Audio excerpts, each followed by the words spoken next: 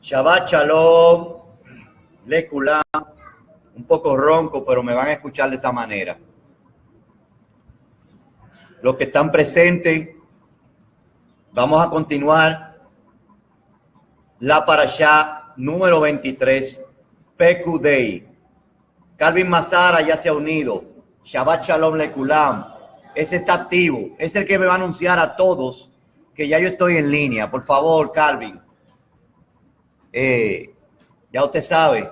También Sara Rical. Saludos. Está presente en la 2 parashá. Sandra Borda de Herrera.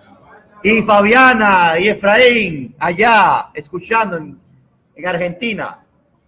Mateo Jorge, Nadia Hernández, Juan Martínez, nuestro Juan Martínez, desde Higüey, nuestro ají Felipe Madrigal. Hoy, ¿qué hace Uli Félix? Desde Cortorá, aquí, Uli Félix. Y Mildred, Shabbat Shalom, Mildred. Vamos entonces a transmitir. No puedo vocear mucho porque estoy un poco ronco y afónico. Espero que me comprendan. Era que estábamos aquí danzando y gozándonos porque nuestra Ajot Maraisi está de aniversario de nacimiento. Más altot para ella. María Inés Sánchez desde Argentina, Shabbat Shalom. Julia Salazar, Luis Felipe Ramírez. Comenzamos. Parashá número 23, Parashá Pekudei, comprendidas 2 capítulos, desde Éxodo 38-21 hasta Éxodo 40-38. Shemot 38-21 hasta el capítulo 40, verso 38. Pekudei significa cuentas de. Cuentas de. Capítulo 38. 38-21. Estas son las cuentas de las cosas del Mizcán. Del Mizcán de testimonio. Que fueron enumeradas por orden de Moisés para el servicio de los levitas, bajo la dirección de Itamar, hijo de Aarón, el Cohen. Perdón. Dice ahí, L. Fekudei o Pekudei. Recuerden que la P también puede ser una F. Fekudei. Hay gente que dice Parashá o Parashá. Hay gente que dice Ferí, otra dicen Perí, pero es Pekudei, una P o una P. Pekudei en el hebreo de nuestros padres significa la entrada principal que sustenta la finalidad del mensaje. La entrada principal o la apertura principal que sustenta la finalidad o el fin del mensaje. De la raíz yatet o yatet, H3489, que literalmente significa sujetar, pegar, clavija, clavo, estaca. En el hebreo de nuestros padres es una yud, que es una obra, una mano alargada, una taf, que son 2 palos cruzados, por favor, y una dalet, que es una puerta o un colmillo. ¿Qué significa? La obra que señala la entrada. La obra que señala la entrada. Moshe dio la orden para rendir cuentas ante todo el pueblo de cómo se había utilizado el material donado para la obra de Yahweh. No solo el pueblo de Israel podía ver estas cuentas, sino todo el mundo que tiene acceso a la Torá puede ver cómo Moshe había administrado el oro, la plata y el cobre. Quiere decir que la Torá es que administra las personas de este valor, las personas que están sembradas en Israel, las que dan al 100 por 1, las que dan al 60 por 1 y al 30 por 1. ¿Quién es que lo administra? Moshe. Las piedras preciosas, o sea, todos los hijos de Israel, y los demás objetos de valor. Esto nos muestra la importancia de tener cuentas claras en las congregaciones.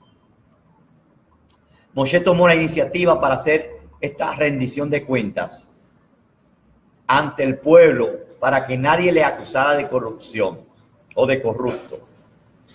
En ningún momento dio oportunidad para que el pueblo pensara que él se había hecho rico a costa de los donativos a la obra de Yahweh, como dice en Números 16:15. No he tomado de ellos ni un solo asno, ni le he hecho daño a ninguno de ellos. Moshe no podía haber reclamado el asno que usó para ir de Madián a Egipto cuando fue llamado a servir en la obra de Yahweh. Podemos verlo en Shemot 4:20. Repito, Moshe podía haber reclamado el asno que usó para ir de Midian a Egipto cuando fue llamado a servir en la obra de Yahweh. ¿Está viendo? Las cosas que se dan para la infraestructura, para otros, que no es lo correspondiente al pago o la remuneración o lo que se llama el salario que fue establecido para la familia de Moshe, no es lo mismo que esto, para que no se confunda. Él entregó su propiedad personal para cumplir con la tarea de sacar el pueblo de la esclavitud y no la reclamó después, aunque tenía todo el derecho para ello. Y como hicieron los levitas, ¿qué hicieron? Vendieron sus posesiones, dejaron de tener parte y herencia con los hijos de Israel. ¿Y cuál fue su herencia después? Yahweh. ¿Qué hizo Moshe? Vende todo lo que tiene, hasta regala el burro. Y ven y sígueme. Y yo seré tu herencia. Es la misma idea, el mismo principio.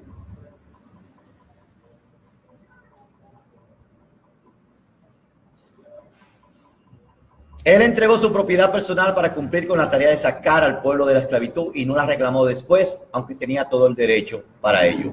Secreto, misterio, oculto. Cuando él dijo, no he tomado ni de ellos ni un solo asno, ni le he echado daño a ninguno de ellos, ni le he hecho daño a ninguno de ellos.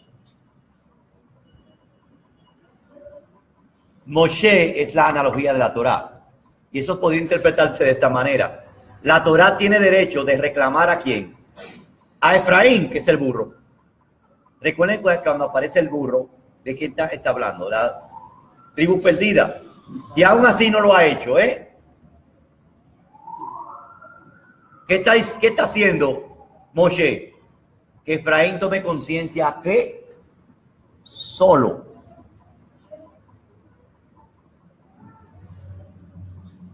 Ya ustedes vieron anterior para Shot lo que es la analogía del burro. 38:22. Y Bezalel, hijo de Uri, hijo de Hur, de la tribu de Judá, hizo todo cuanto Yahweh había ordenado a Moshe. Así también Mashiach hace todo lo que el Abba le ha ordenado.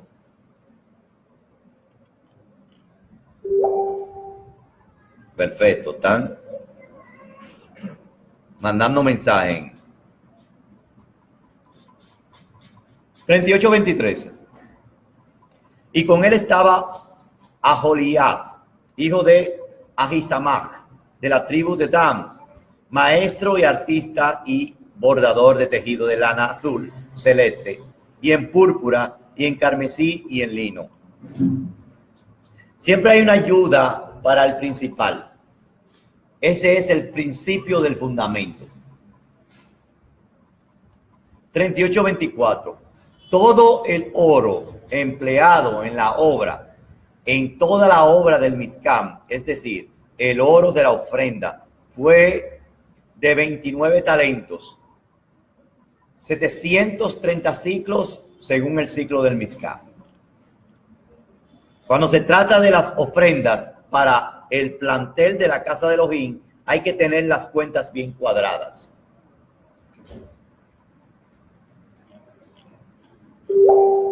Vamos a adelantar. Capítulo 39.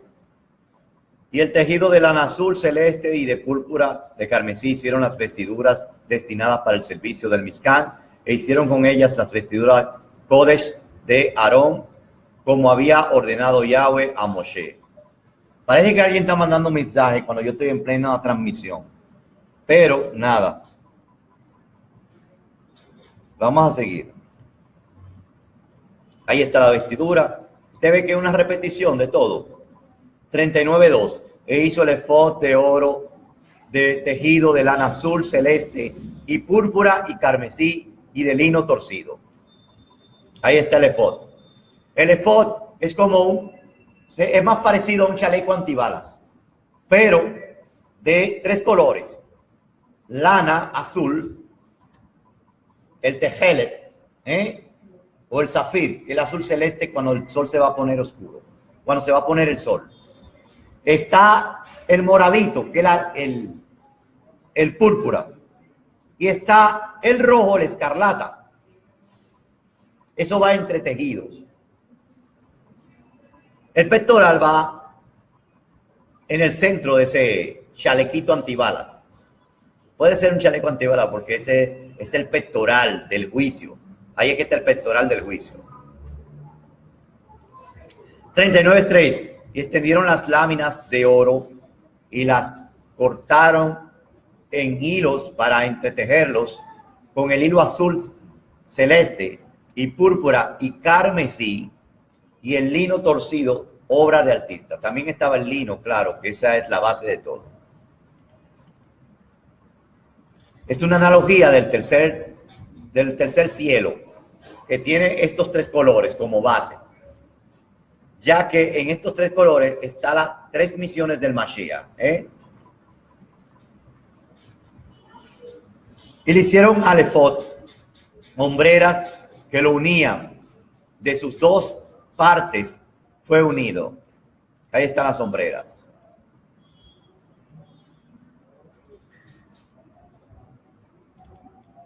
Y el cinto de adorno que llevaba sobre él formaba como una sola pieza y era de labor semejante de oro tejido, de lana azul celeste, púrpura y carmesí y lino torcido, como había ordenado Yahweh a Moshe. Siempre tengo que ver a ver si se suspendió. El cinto de efod. ¿Qué significa y qué simboliza el cinto de efod?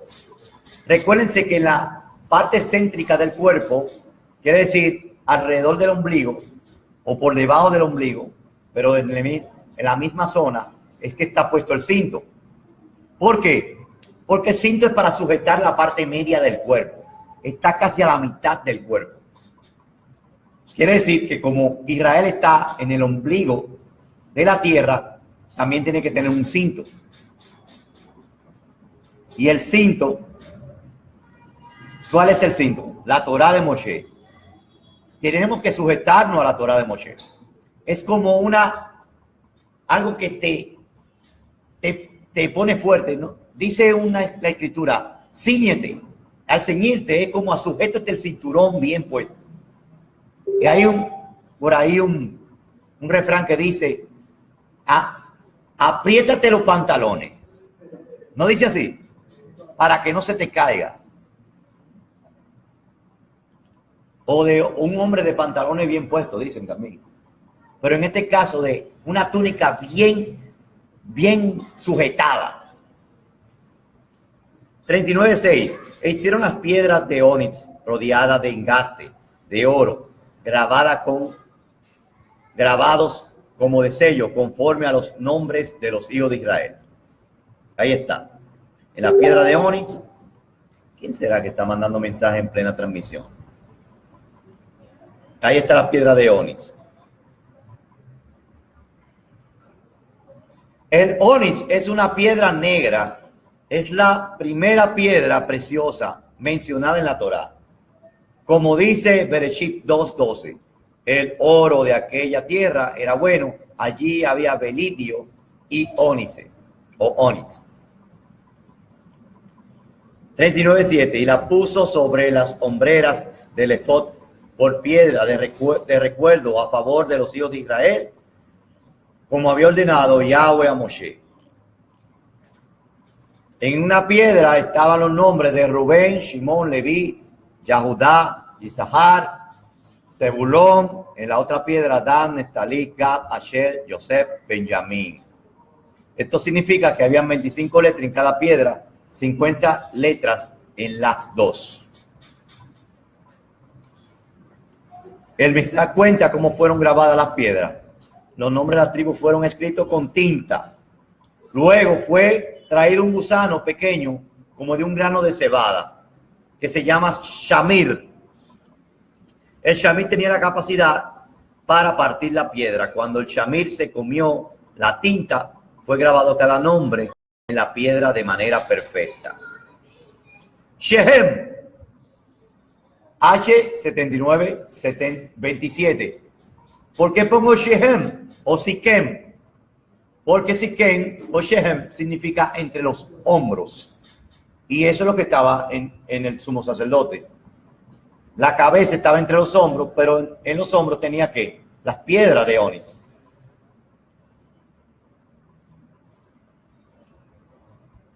Y aquí vemos que dice ahí espalda también. Fuga, hombro, parte, entre hombros, entre los hombros, dice. Sobre los hombros de Shehem, del Mesías, están los nombres de las 12 tribus de Israel sobre las piedras negras. En el hebreo pictográfico, Shehem significa la provisión que abre las naciones, el pueblo que domina la provisión, el pueblo que ministra el sustento. Y la que tiene más significado es el Cohen está entre Jerusalén y las naciones. ¿Quién es que está entre Jerusalén y Siquem, que era donde estaba la otra tribu? O sea, los dos pueblos. ¿Qué estaba? El pueblo que se llama, el pedazo de tierra que se llama Betel, casa de Elohim.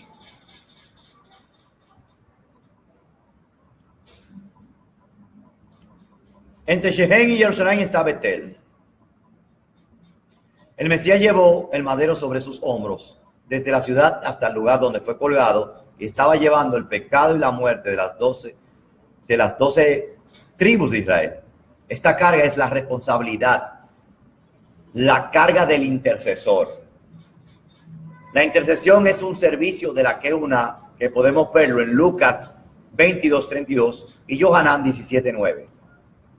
Sobre sus hombros, Shehemim, pesan aquellos nombres que también están en su corazón. Tienen que llevarlo delante de Yahweh en todo momento y mencionar sus nombres constantemente, como dice Filipenses 1:4. Y ahí están las citas que mencioné en la otra para allá. La Kehuna de Mashiach, según el servicio del Melech Tzadik o orden de Melquisedec, fue entregado a sus talmidim 50 días después de su resurrección. En el día de Shavuot, cuando el Ruach fue dado, según dice Hechos capítulos 2. Esos 50 días corresponden a las 50 letras de los nombres de los hijos de Israel que están sobre los hombros del Mesías. Yahushua tuvo 40 días con sus talmidim después de su resurrección. Los 10 últimos días antes de Shavuot estaban en los Shamaim. Si cada letra corresponde a un día, vemos como la letra número 41 corresponde al primer día en los Shamaim. Esa letra es la del nombre Yosef, la Yud, que tiene el valor de 10.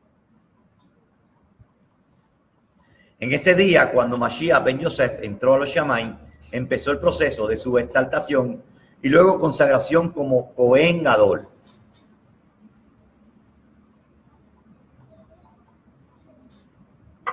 Él fue investido en los Shamaim con esa ropa verdadera que también tiene los nombres de los hijos de Israel sobre sus hombros. Así él puede llevar la memoria de los hijos de Israel delante del Abba constantemente. Hebreos 7:25 no habla de eso.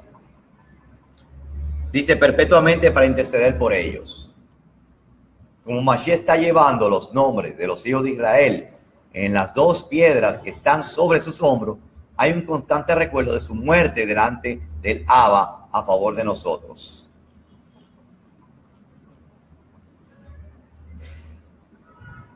El pectoral era cuadrado, doblado, e hicieron el pectoral de un palmo.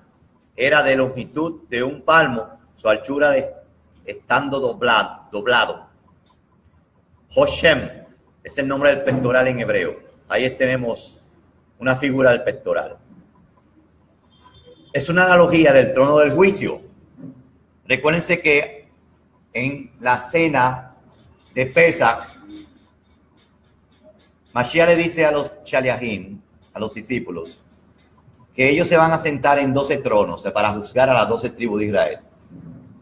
Dice, cuando venga la restauración en los últimos tiempos, cuando venga el trono de Kabod, ustedes se sentarán en 12 tronos para juzgar las 12 tribus de Israel. Y cada uno, los que se van a sentar en su trono, son como los príncipes. Entonces, a nosotros se nos va a dar una piedra con nuestros nombres. Pero los príncipes son piedras preciosas. Y entonces, en esas piedras preciosas, están representadas cada una de las tribus de Israel. Es una analogía del trono del juicio del Mashiach también, que está en el tercer cielo y la cual tiene 12 tronos. Es por eso que está encima del efod o delantal, como dice Matillahu 19:28. Y Yahushua les dijo, de cierto os digo que vosotros que me habéis seguido, cuando en la restauración se sentara el Ben Adán en el trono de Kabod, vosotros también os sentaréis sobre 12 tronos para juzgar a las 12 tribus de Israel.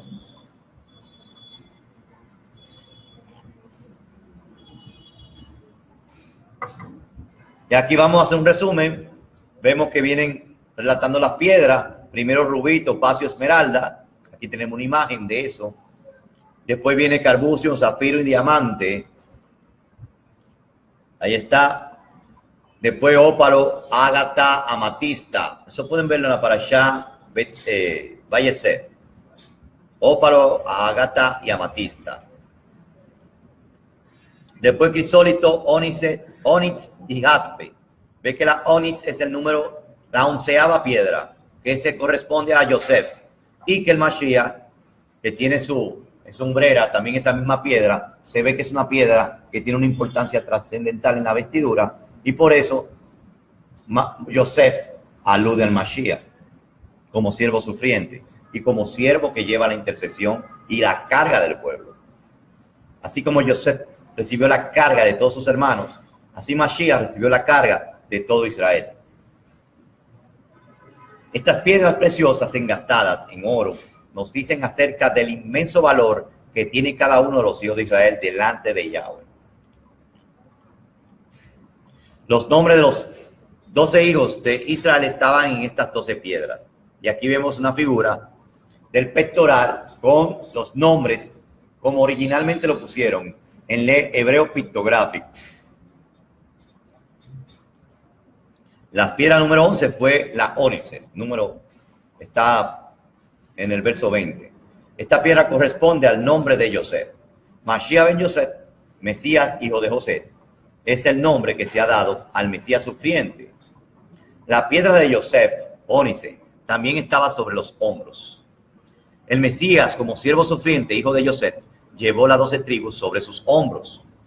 Las letras que aparecen en esta imagen no fueron las mismas que se grabaron en el pectoral del juicio. Allí fueron grabadas con las letras hebreos pictográficas. Las letras que actualmente son llamadas hebreas y en realidad están derivadas de las letras arameas. Repito, las letras que actualmente son llamadas hebreas y en realidad están derivadas de las letras arameas. Después del cautiverio babilónico fueron sustituidas las letras originales hebreas por las arameas, inclusive en el texto sagrado del rollo de la Torá. Ahí tenemos el más antiguo, que es el Codex Alepo. Aunque en los manuscritos de Qumran se deja ver que todo estaba escrito en letras arameas, pero cuando llegaban al nombre estaba escrito en hebreo mediano o el paleohebreo. Así que hoy en día estamos leyendo hebreo con letras arameas o judaicas, de la misma manera como estamos leyendo español con letras latinas. E hicieron sobre el pectoral cadenillas de terminación de oro puro, a manera de trenzado. Ahí está, las cadenillas. E hicieron 2 engastes de oro, 2 argollas de oro, y fijaron 2 argollas en los 2 extremos superiores del pectoral. Ahí están las argollas estas. Las 2 cadenillas de oro las pasaron por las 2 argollas de los extremos del pectoral. ¿Qué significa las argollas? Que están sujetadas sobre 4 extremos. Y estos 4 extremos también podemos saber o podemos interpretar que son los 4 niveles de interpretación. Las 4 dimensiones que tiene el juicio del Todopoderoso. Porque se trata del juicio ahí, Tiene 4 aspectos para juzgar. El aspecto literal, el aspecto alusivo, el aspecto de aplicación personal y lo que está en secreto. Aquí vemos las argollas y las cadenillas, que son estas. Las cadenillas quiere decir que tienen una fuerza de un material incorruptible. Por eso tiene el oro como base. Pero también tiene un hilo azul. Usted va a ver que tiene hilo azul, Ese hilo azul quiere decir que corresponde a los Shammai, que es un juicio de los cielos. Ahora viene el manto azul. El manto azul corresponde a lo que está fuera de la atmósfera. Es una analogía de este cielo que está fuera de la atmósfera. Además es de azul tejelet, o es azul cuando el cielo está sereno, a la hora de la minjá, la hora que fue perdonado todos nuestros pecados. Es una analogía de la atmósfera de Eretz, como dice Isaías 40:22. Él es el que está sentado sobre la curvatura de Haaretz, cuyos habitantes parecen como langostas. Oín. El que despliega los Shammai como un manto, Meil, manto azul tejer, y los extiende como una carpa, Ogel, o tienda, o suca para habitar. Ahí está el manto del efod. ¿Qué tiene el manto del efod? Una abertura dentro como el cuello de malla de un corcelete, como un ribete alrededor de la abertura para que no se rompiese. Y esta es la abertura, que es un cuello B. Como ya hemos dicho antes, este manto color azul zafir muestra cómo el Mesías, que es la cabeza, traspasó los Shammai. ¿Ve cómo saca de la cabeza? No le queda tapando la cabeza, sino que traspasa la cabeza. Su quejuná es perpetua. No se romperá. Eso es lo que quiere decir, que no se puede romper. El cuerpo del Mashiach somos sus hijos, que hemos recibido la misma vida indestructible por medio de su resurrección. como dice Colosenses 1:18. Él es también la cabeza del cuerpo, que es la congregación. Así que la Kehunah del Melech Tzadik es ejecutado en una íntima colaboración entre la cabeza, que es Mashiach, y su cuerpo, la Kahal. Su cuerpo está compuesto por todos los que han pasado por la Tevilá en agua y en Ruach. Ahí lo podemos ver en 1 Corintios 12:13.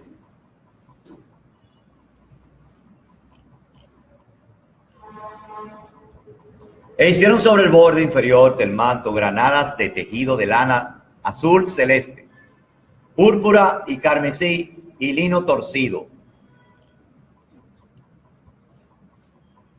Estas granadas alegorizan el fruto del Ruach, la obediencia a la Torá, que es la expresión de la vida indestructible y el carácter del Mashiach. Podemos verlo aquí en Gálatas 5:22 al 23. Las granadas en la cultura hebrea se le atribuye tener los 613 semillas. Eso lo vamos a ver ahora que se aproxima a Rosh Hashanah. Las granadas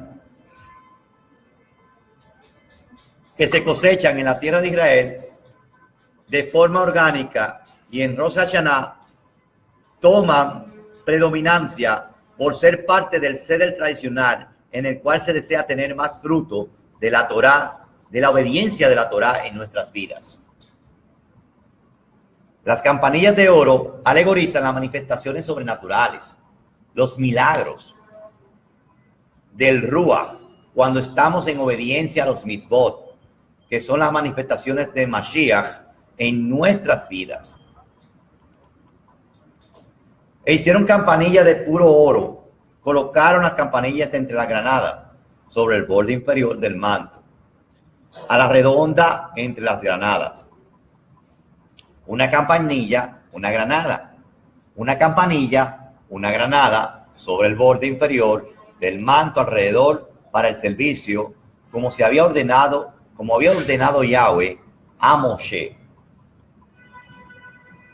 Ambas cosas son necesarias para la Gadol Kehunah, para la más alta Kehunah, o para la Kehunah del Melech Tzadik. El fruto es Ahava. El fruto es el Ahava. El Ahava, traducido como amor en la Reina Valera, es guardar sus mitzvot. Como dice 1 Yohanan 5:3, pues este es el Ahava, a Elohim, que guardemos sus mitzvot, y sus mitzvot no son gravosos. Yohanan 14:15 dice, si ustedes me tienen Ahava, guarden mis mitzvot. En Jacob 1:25 dice, mas el que mira atentamente a la perfecta Torá, la de la libertad, y persevera en ella, no siendo oidor olvidadizo, sino hacedor de la obra, este será bendito en todo lo que hace. Romanos 2:13 dice, porque no son los oidores de la Torá los justos ante Elohim, sino los hacedores de la Torá serán justificados.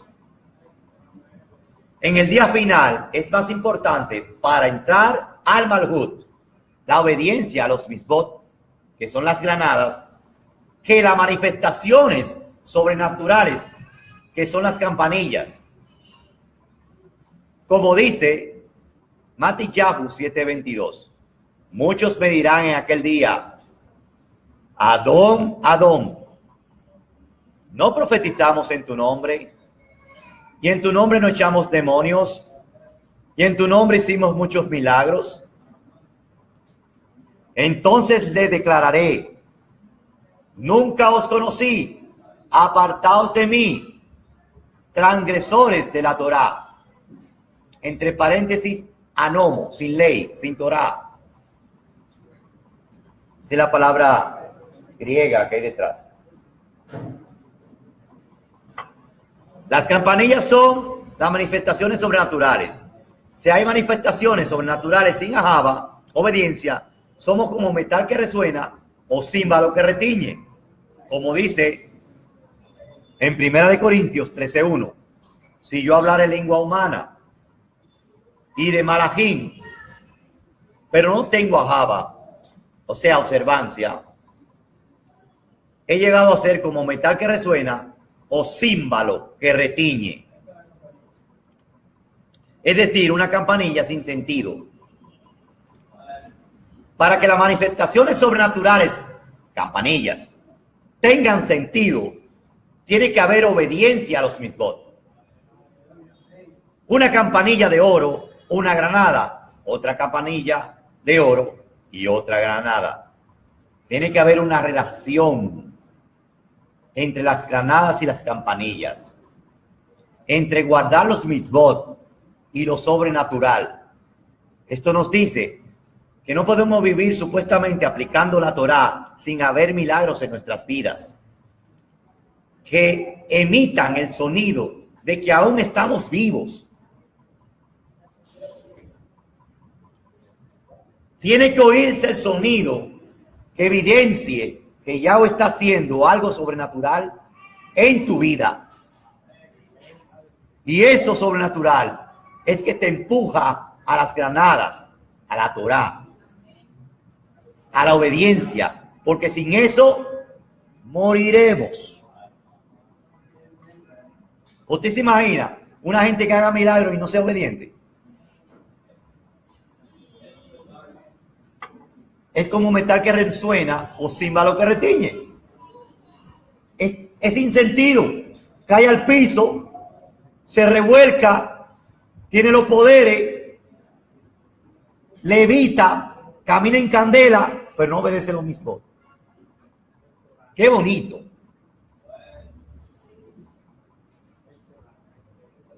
Qué bonito. Y también está en defecto que después que usted obedece tanto, usted no tenga ninguna manifestación sobrenatural. No hay una conclusión. Eso es raro también, porque entonces no está obedeciendo bien.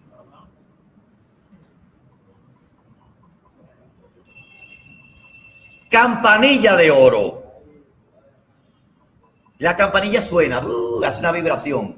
Asimismo, la manifestación sobrenatural causa las manifestaciones sobrenaturales son semejantes a la frecuencia. ¿Qué provoca la campanilla? Una frecuencia de vibración. Asimismo, las manifestaciones sobrenaturales como una vibración. Es más, en el mundo místico, a las cosas sobrenaturales dicen, tiene buena vibra. ¿Sí o no? Pero es porque ¿de dónde lo ha copiado el mundo de las tinieblas? Porque tiene campanillas sin granadas. Y como suenan y vibran, tiene buena vibra, pero no tiene campanillas. Vibran sola, como la campana de Santa Claus. Sin embargo, tiene que haber evidencia sonora de la obediencia de un Cohen de la Kejuná del Mashiach. Si notamos, son las granadas que provocan, que hacen que la campanilla suene. Ya que las campanillas no van a sonar si no hay granadas. Cuando chocan de ellas, esto nos dice que la evidencia sobrenatural viene por el fruto de aplicar los misbot. Lo verdadero, los verdaderos. Hay milagros para los que guardan sus misbot.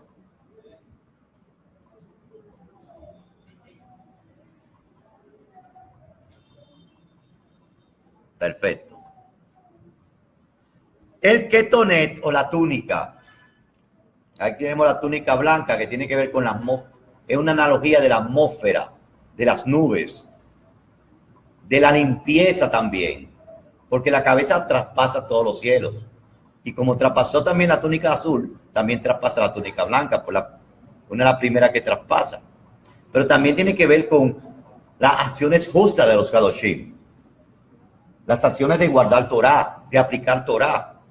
Ese es el lino fino.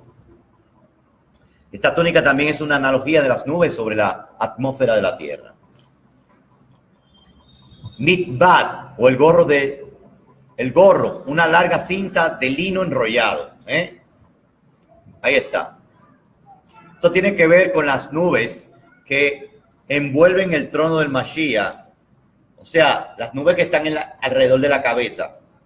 Y puede ser su pueblo también, que son comparados como nubes, que lo hemos visto en otras parashot. Como él es la cabeza, él está envuelto entre las nubes, la cual es su cobertura. Y por eso también, cuando entraban a la presencia del Mashiach, se hacía una cortina de humo, una nube de humo cuando entraban con el incensario, para que la kabod del Mashiach tampoco destruyese al Cohen o de la Shehinah. Michna Saim, los pantalones, que son los calzoncillos. Quiere decir que los pantalones, antes de que se hicieran los pantalones, los primeros pantalones eran calzoncillos. O sea que los que estamos vistiendo nosotros ahora en la actualidad son calzoncillos. Es increíble. Es una analogía de la cobertura del Ruach que tiene el cuerpo del Mashiach, la Cajal, especialmente para que no se vea su desnudez y sus partes íntimas. Quiere decir que los trapos íntimos se lavan en casa. ¿Por qué? Porque para que no se vea la desnudez del cuerpo del Mashiach.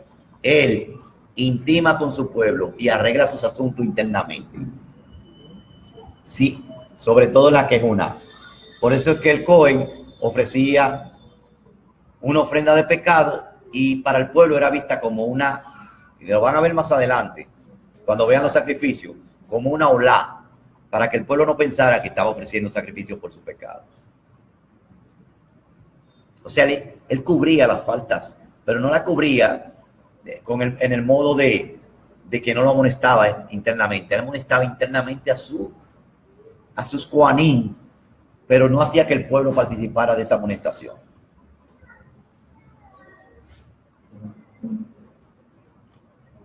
El apné, el cinto que medía 32 codos de 16 metros. Habíamos hablado del cinto que sujetaba la cintura, para darte fuerza céntrica, que alegorizaba la Torá.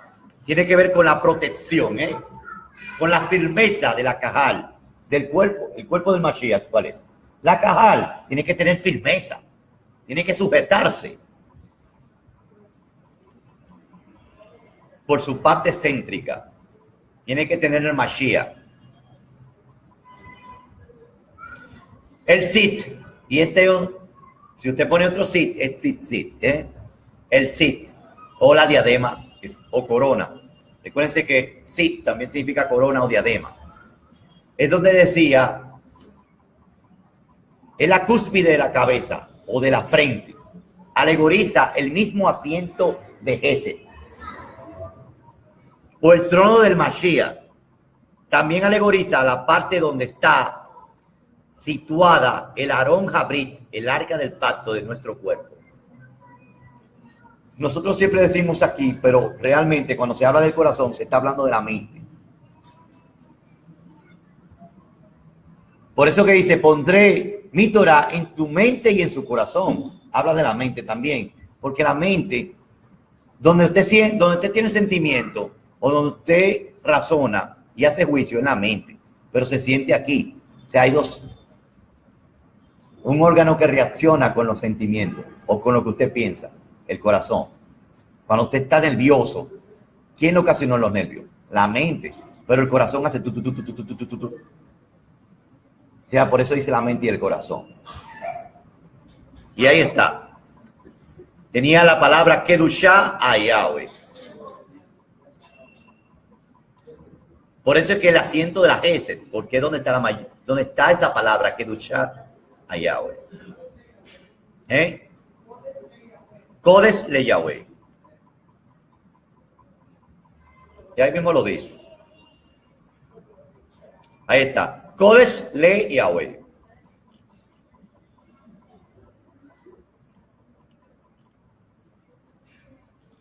Ahí está. Tiene unos cintos azul. Estaba sujetado con un cinto azul. Esto quiere decir que esto viene de los chamanes. Este cinto azul, que tiene una relación con el Mashiach.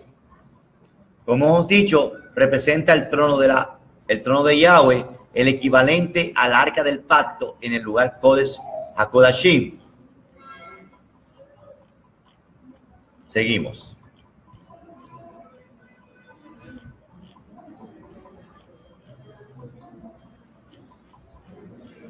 Capítulo 40, vamos a ver qué hay aquí.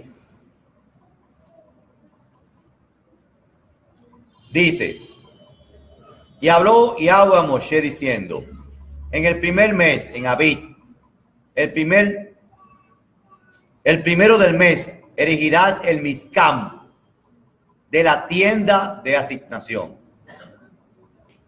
El primer mes es el mes de Abib. En el primer mes, el mes de Abib, fue construido el Mizcam. Es una sombra profética de lo que hizo Mashiach en el primer mes, como dice Yohanan 2:19. Yahushua le respondió, destruyan este templo. ¿Cuándo fue que reconstruido de nuevo?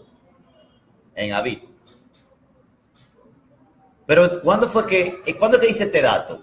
Esto lo dice en la parashá Pekudei, pero no lo dice en la parashá anteriores.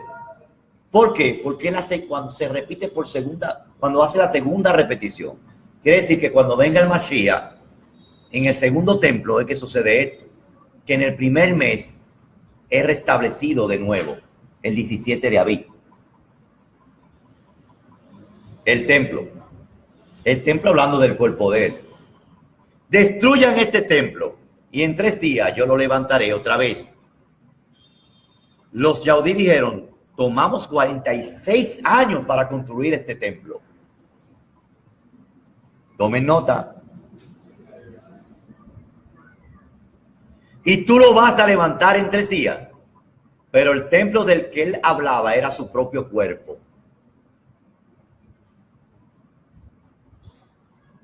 Por eso es que, según los profetas, el segundo templo tenía que tener mayor cabot que el primero. Porque la Shejinah iba a venir en vivo, caminando. En vez de estar allá adentro, la Shejinah sin cuerpo, iba a venir con un cuerpo, con un templo, caminando, a enseñar la misma Shejinah. En 3 días, con sus 3 noches, volvió a reconstruir el templo de su propio cuerpo. Esto alude a su Cajal y su Keguná en el mes de Abib. ¿Qué sucedió? Resucitó. Inmediatamente resucitó el 17 de Abib. Buscó la primicia. Y el mismo día de la primicia, entró a donde los Shaliahim, a donde los apóstoles, y dijo, sopló, recibid el Ruach. ¿Qué hizo? Le dio un anticipo de la vida indestructible a la primicia. Porque ese Ruach, la totalidad, ¿cuándo fue que vino? 50 días después. Te cuenta desde ahí 50 días y es que viene la totalidad. 43. Pondrás allí el arca del testimonio. Protegerás el arca con el velo. El arca del testimonio es el trono de la Shejinah, la presencia. Tenía que estar protegida con el velo.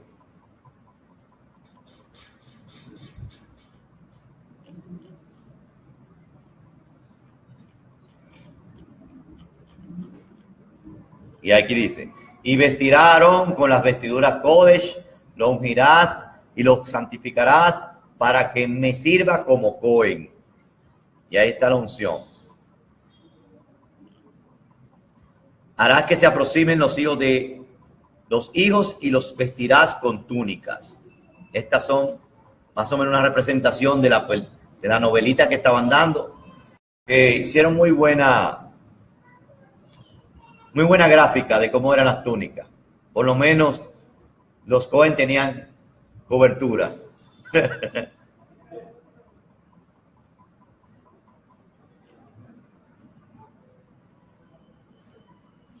El primer mes de Abib del segundo año fue construido el Mizcam. ¿Y cómo fue del segundo año? Y Moisés erigió el Mizcam y lo colocó sus basas, puso sus tablones, metió sus travesaños y levantó su columna. Y extendió la tienda por encima del Mizcam y puso la cubierta de la tienda encima de esta, por la parte de arriba, como había ordenado Yahweh a Moshe. Vamos a avanzar. Y ahí está narrando lo mismo que estábamos narrando en toda la parashot. Siempre que entraba en la tienda de asignación, siempre que se acercaban, 40:32, al altar, se lavaban como había ordenado Yahweh a Moisés. Siempre que entraban a la tienda de ¿qué? Y como recuerdo, ¿qué hacemos cuando entramos aquí? Por eso es que tenemos ese lavacro ahí. Pero no porque tenemos que hacer réplica del lavacro. No se puede hacer réplica de nada de lo que hay en el Mizcam, pero sí un recuerdo. Además, hay que dar manos apartadas. Antes de entrar a un lugar consagrado para uso exclusivo de Yahweh, hay que lavarse las manos. Y cubrió la nube la tienda de asignación y la cabot de Yahweh llenó el Mizcam. Esto quiere decir que fue aceptable el levantamiento del Mizcam y que el lugar estaba consagrado para Yahweh.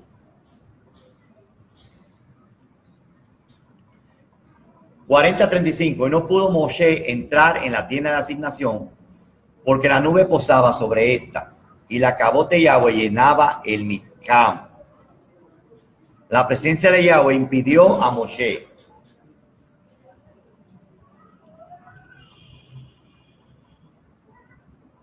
Y cuando se alzaba la nube de encima del Mizcam, los hijos de Israel partían en todas sus jornadas. Esta era la señal para moverse de un lugar a otro. 40:37. Pero si no se alzaba la nube, entonces no se movían hasta el día en que ella se alzaba. La inmovilidad de la nube era la orden de Yahweh de estar estático en un lugar. Y aquí se acaba la parashá. Ya ustedes saben que fue un condensado de las 3 últimas parashot. Fue como si fuera una recapitulación, como haciendo un ejercicio de un repaso. Así que cada vez que leemos la palabra, una palabra de la Torah, decimos Hasad, Hasad, vení Hased, esfuérzate y sé fortalecido. No se aparte este libro de la Torah ni de día ni de noche de tu boca, para que todo lo que hagas prospere en ello. Yahshua HaMashiach, aleluya, aleluya, bendito sea el Todopoderoso.